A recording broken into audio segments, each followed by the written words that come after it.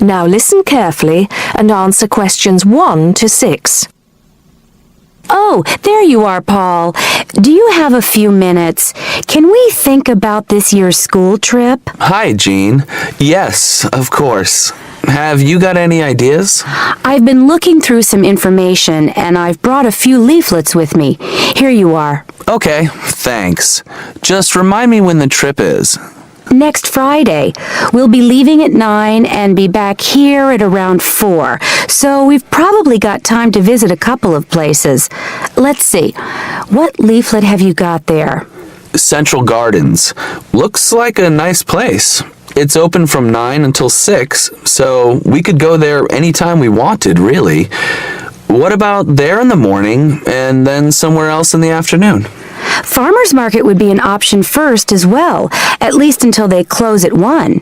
Or we could try Grey Castle. That should be possible in the morning or in the afternoon. Oh, hang on. That's at the weekend. The last admission is at noon on weekdays. Greenhall says the same thing. Queen's Park opens at 8, so we could go there first. Or, according to these times, we could go there on the way back to school, because they don't close the gates until sunset during the week. Okay, that gives us a few options.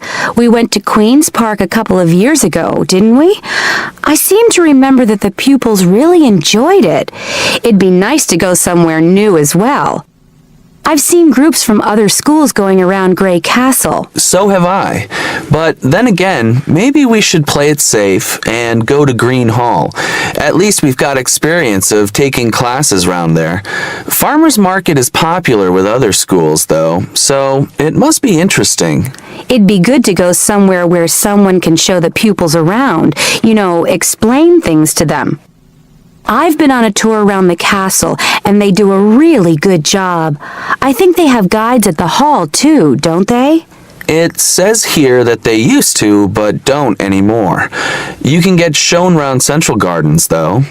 I think we'd have to do any explaining if we took the pupils to the market or the park. That wouldn't be a problem, though. No, and at least those two would be free, wouldn't they? I think all the others charge, and we'd have to get the parents to pay some money. I'm sure they wouldn't mind paying if it was a small amount. Let me check the leaflets. There's a special price for large groups at Grey Castle. Oh, but you can get into Central Gardens for nothing. Right. Oh, I've just thought of something. We wouldn't need to book anything if we were going to Queen's Park, but what about the other places? Central Gardens say you need to let them know if there are more than 10 people in your group, which would include us. The same at Grey Castle. Farmers Market says you can just turn up, and so does Green Hall. Right. Well, I suggest we take the pupils to Grey Castle for a tour in the morning. How does that sound? Yes, sounds good. We should contact them to book it as soon as possible. In the afternoon, we can do something a bit more relaxed at the park, and we'll have to think about going to Green Hall another year. Shame Farmers Market isn't open, but we can't change the day. So that's a decision then. Now, let's think about what we're going to get the pupils to do. It's a school trip, after all, and we should give them some work to do. Before you hear the rest of the talk, you have some time to look at questions 7 to 10.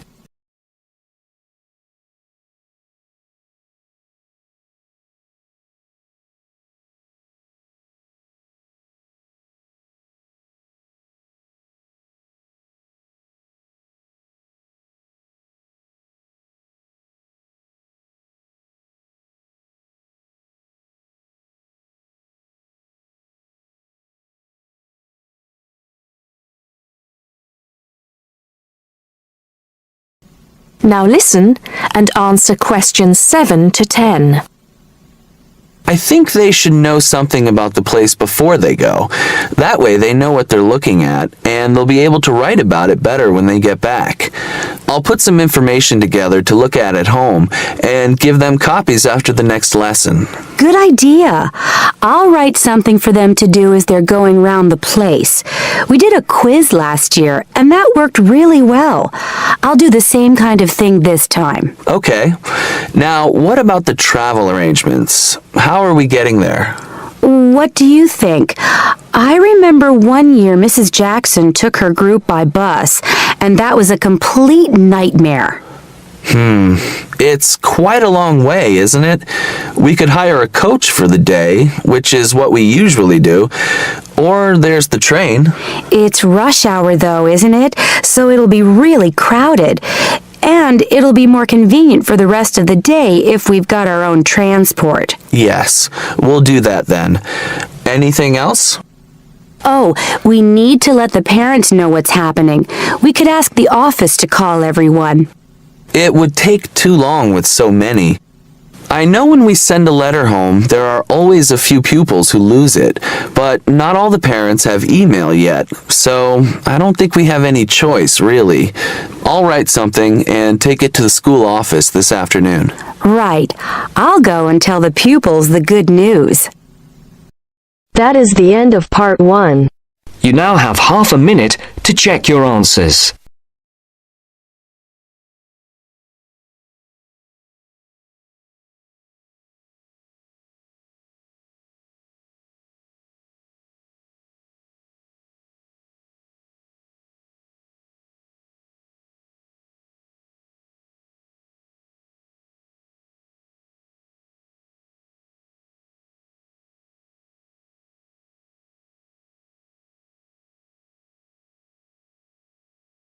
Now turns to part 2. Part 2. You will hear part of a tutorial between two students and their tutor. First, you have some time to look at questions 11 to 15.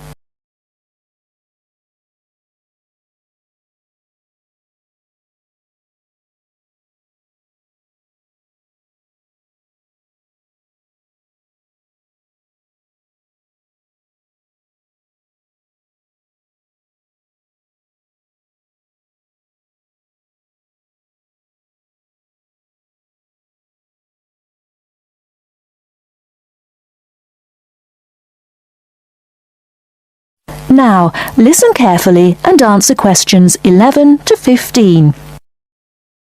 Dr. Barrett? Sammy, come in. Is Irene with you? Yes. Good. Sit down. Right, we're looking at how far you've got with your research project since we last met. You decided to do a survey about computer facilities at the university, didn't you? That's right. We decided to investigate the university's open access centres, and in particular the computer facilities.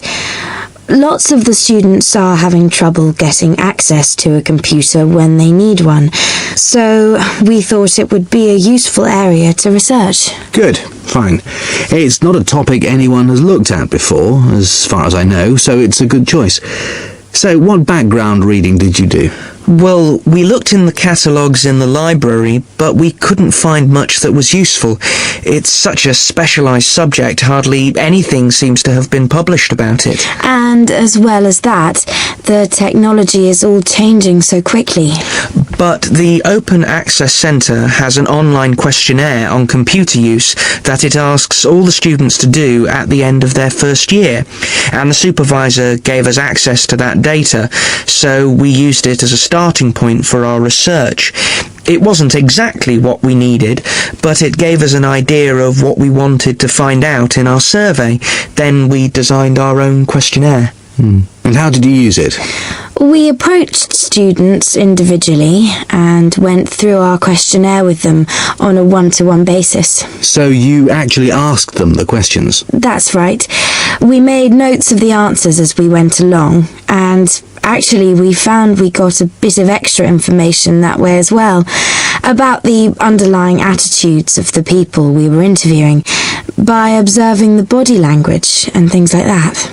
How big was your sample? Well, altogether we interviewed a random sample of 65 students, 55% male and 45% female. And what about the locations and times of the survey? We went to the 5 open access computer centres at the university and we got about equal amounts of data at each one. It took us 3 weeks. We did it during the week, in the day and in the evenings. Not the weekends? No. So presumably your respondents were mostly full-time students? Yes. Oh, you mean we should have collected some data at the weekends from the part-time students? We didn't think of that. Okay, it's just an example of how difficult it is to get a truly random sample. So, how far have you got with the analysis of results? Well, everyone agreed there was a problem, but we're more interested in what they think should be done about it. The most popular suggestion was for some sort of booking system. About 77% of the students thought that would be best, but there were other suggestions. For example, about 65% of people thought it would help if the opening hours were longer, like 24 hours a day. Before you hear the rest of the talk, you have some time to look at questions 16 to 20.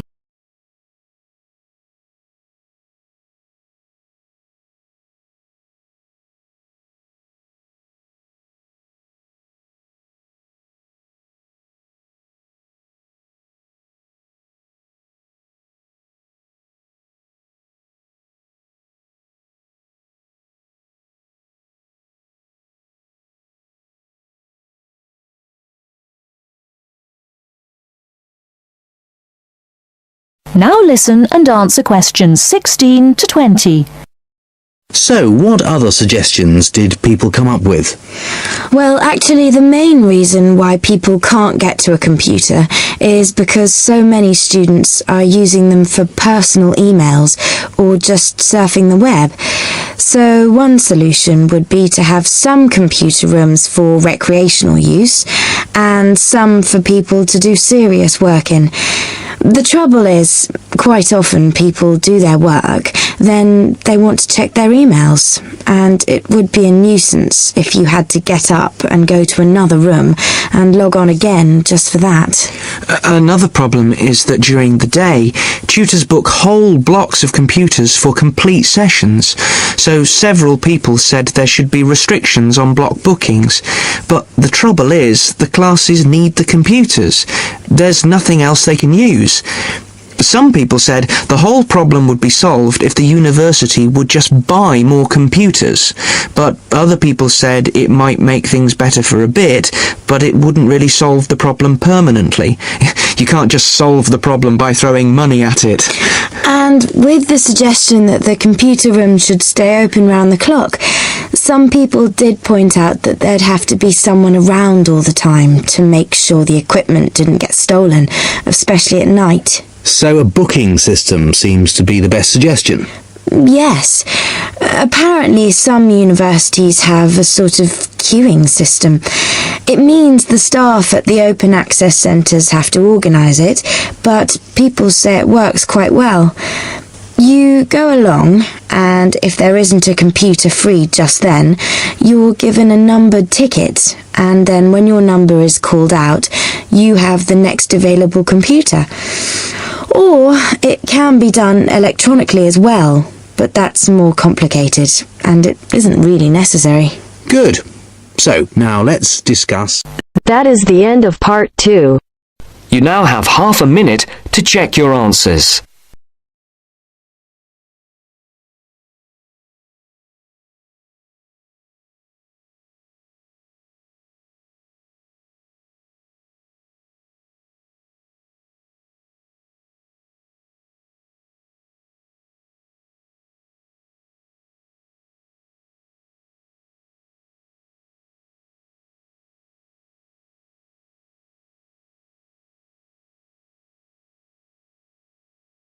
Now turn to Section 3.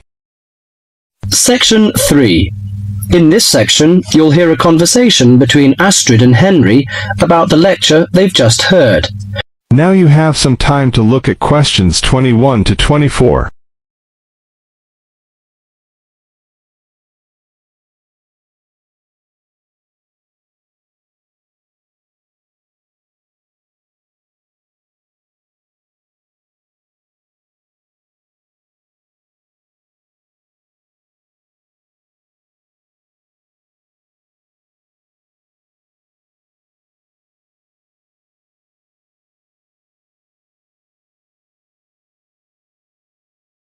Now listen carefully and answer questions 21 to 24. Henry, don't you think Dr. Adams' lecture was really very good? He could talk about the telephone directory and make it interesting. All his lectures are like that, Astrid. He's just one of those people. I wish we had him as our tutor. I bet you that he is very demanding, though. Boris is in his tutorial group and agrees that he is brilliant, but he puts them under a lot of pressure. But don't you think that's good? Perhaps. Anyway, he's interesting and rather funny. Did you take lots of notes in the lecture? Yes, actually I did. In fact, several pages. I didn't think I had taken so many. I was that busy listening to what was being said that I didn't take many notes. Can I photocopy yours? I don't think that's such a good idea. You won't be able to read my handwriting. And sometimes I write them in English and sometimes in Arabic. Now you have some time to look at questions 25 to 30.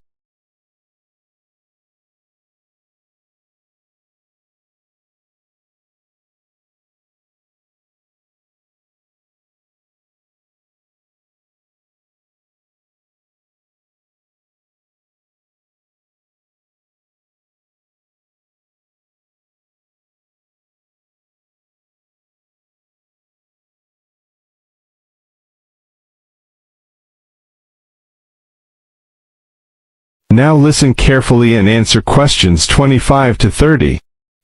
Oh, let's have a look. Wow, your notes are so neat. There's not much in Arabic. There is on this page. Yes, there is. Dr. Adams would be pleased to see this, especially given what he's talking about. Oh, don't you keep careful notes? Sometimes. It depends on the lecture. I don't think I'll forget Adams's lecture today, but some of the details will fade. I type up everything afterwards, so you can have a copy then, and you can fill in anything I've missed. I'm not so good on the broader concepts. I'm better when it comes to detail. Just what Adams was talking about. Well, I am definitely a detail person. I need to have everything written down before I can get the concepts clear in my head. And I am the complete opposite. I find all the detail clutters up my mind, and I get very frustrated, which was just what he was on about. He mentioned a book he had written. He mentioned several. The one on space and the individual. Yes, called My Space. It's on the book list. So it is. I think I'll get that out of the library, or get my own copy. Did you get what he said about spatial awareness? I didn't really. Yes, it was fascinating. I can't be as eloquent as Adams was, but I know several people who are frighteningly intelligent, but they have difficulty reading simple directions, even when getting to places that they know very well. I find that difficult to understand. Everyone learns the way to walk to the shops and things like that. You mean just the way people learn spelling? You know, people misspell words, make mistakes in countless areas of their lives, and going in the right direction is just the same. Remember what Adams said about the number of people who cannot tell left from right, north from south, and so on? Do you know which way is north? It's that way. You see, I couldn't have told you that. Really? I haven't a clue which way is which. That's why I'm always getting lost when I go out on my bike. And put me in a completely new place and I am totally lost. What about maps? Oh, I'm hopeless at reading them. But then you're brilliant at writing essays and getting all the ideas down in the right order, and I don't know where to start. Again, just what Adams was talking about. What we need to do is combine our skills. You teach me to cope with detail, and I'll teach you how to string concepts together. Okay, we can do that. That is the end of section 3. You now have half a minute to check your answers.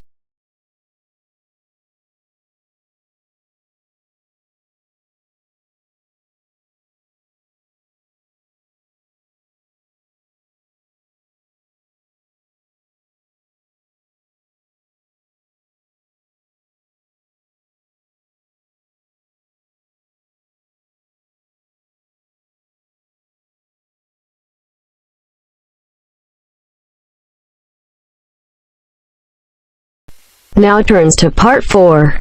Part 4. Listen to the conversation between Andrew and Samantha. First, you have some time to look at questions 31 to 40.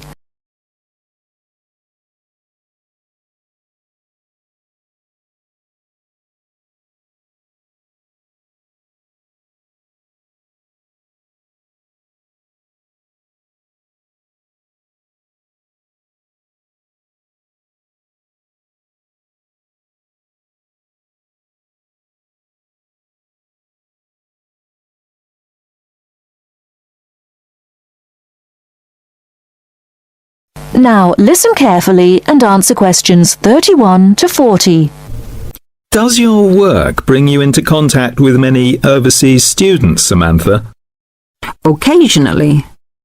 As you know, a solicitor's work is to advise people about their rights when they have any problems understanding how the law operates. They may need help because of injury to themselves or their property, if they've been attacked or robbed, for example. But these are not by any means the main problems I deal with. Really? We know more about crime, I suppose, because we read about it in the newspaper or see it on TV. What other things do people come to you for help with? There are lots of things which don't get nearly so much attention.